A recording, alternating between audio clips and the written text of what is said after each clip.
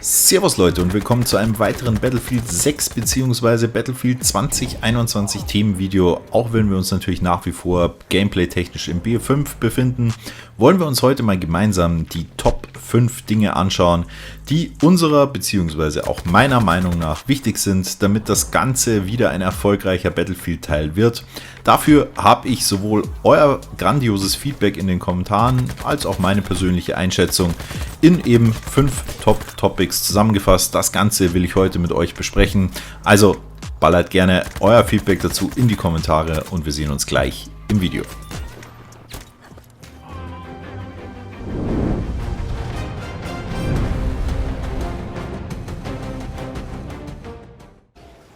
Beginnen wollen wir jetzt auf jeden Fall mal mit dem Top-Kommentar und der dreht sich ganz klar um das Setting bzw. den Wunsch einer Rückkehr zu Battlefield 3, Battlefield 4 oder einfach einem aktuelleren Kriegsszenario. Auch ich muss sagen, obwohl ich ja wirklich ein großer Verfechter insbesondere vom BF5 bin und das Spiel auch nach wie vor liebe, ihr wisst, Battlefield 5 ist Liebe, muss auch zugestehen, dass natürlich an einem moderneren Kriegsszenario einiges an Vorteilen wartet.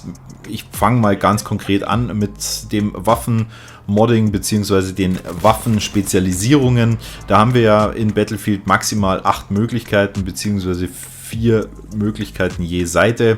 Das hat man in einem modernen Shooter natürlich ganz anders. Da hat man viel mehr Variationsmöglichkeiten, was Aufsätze, Griffe, Visiere, Magazinerweiterung, etc. betrifft. Und das macht natürlich das Spielerlebnis oder auch für einen selber die Herausforderung, da das richtige Setting zu finden, wesentlich spannender. Also das ist definitiv ein Punkt, den auch ich mir wünschen würde.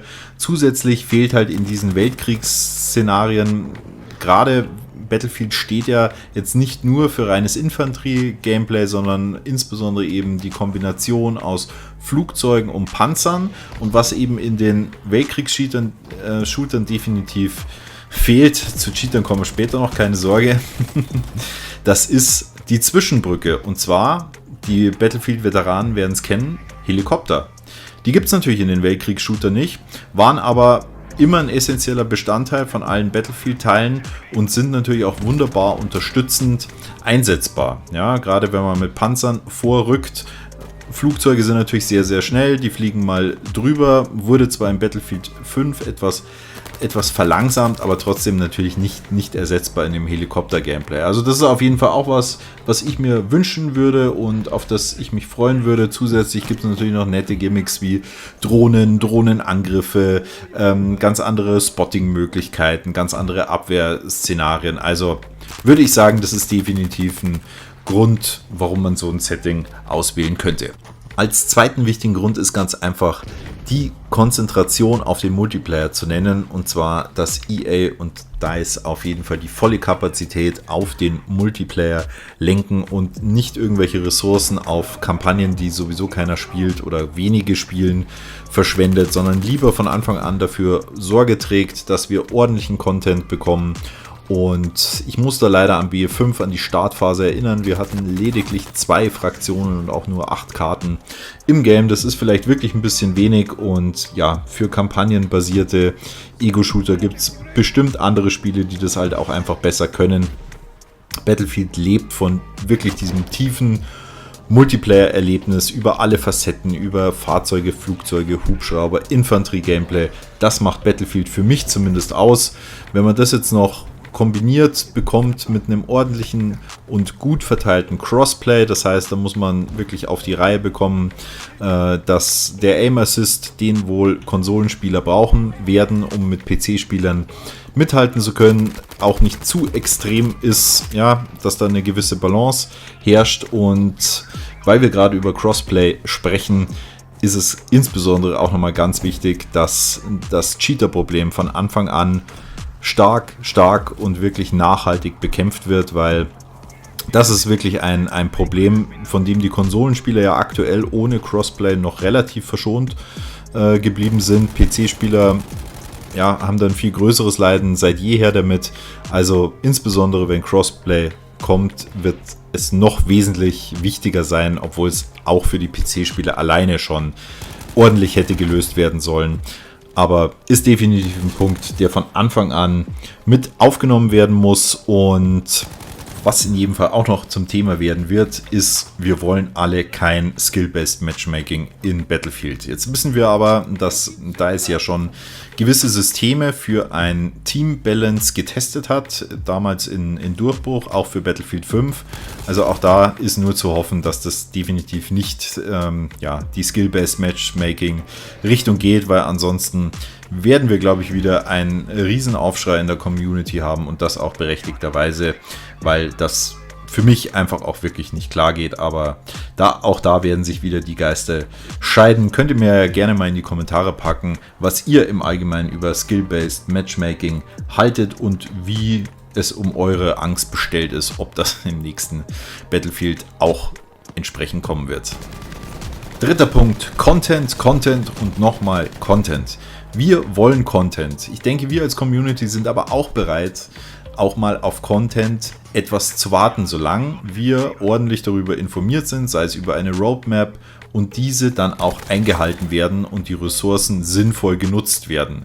Ich muss auch da leider wieder an das sägliche Drama der TTK-Änderung erinnern. Das hat so viel Kapazitäten gefressen, die man wunderbar hätte in neuen Content investieren können und war meiner Einschätzung nach auch völlig sinnlos, weil man sich einfach nicht ordentlich das Feedback der Community eingeholt hat, sei es über Testserver oder sonstige Entwicklerkontakte, sondern da hat einfach zugeschlagen, wie bringen wir noch mehr Spieler mit ins Game, weil die Verkaufszahlen wohl nicht so waren, wie sie hätten sein sollen.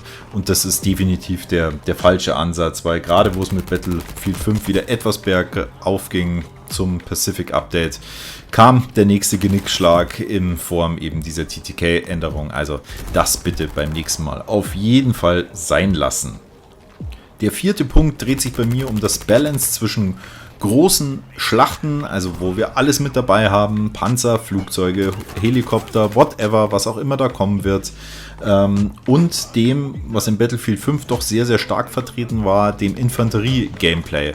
Ich persönlich mag es sehr, ich spiele wirklich gern Team Deathmatch, Trupperoberung, Rush, diese Modi feiere ich absolut, also von daher finde ich die Ausrichtung überhaupt nicht schlecht. Ich finde es auch gut, ist auch wirklich gut für den ganzen Competitive-Bereich. Wir brauchen nur eine gewisse Ausgewogenheit, dass wirklich beide Interessen da gut bedient werden, alle Parteien glücklich sind und insbesondere für die Competitive-Leute wäre es eben wichtig, dass man von Anfang an auch eigene Server hat, wo man sich einstellen und ausprobieren kann. Und natürlich auch die Events, die man in diesem Bereich auch durchaus macht und auch sinnvoll sind, dann auch ordentlich von Anfang an durchführen kann, ohne dass man Turniere, Ligaspiele etc. auf Public-Servern sich erstmal sehr, sehr zeitintensiv zurechtsuchen muss.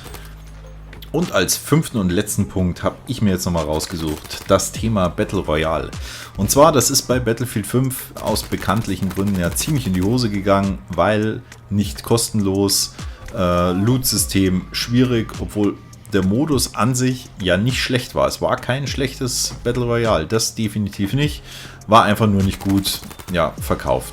Gut, wie es richtig geht, das hat Warzone ja vorgemacht und sowas kann ich mir halt oder können wir uns, denke ich, auch wirklich sehr, sehr gut vorstellen.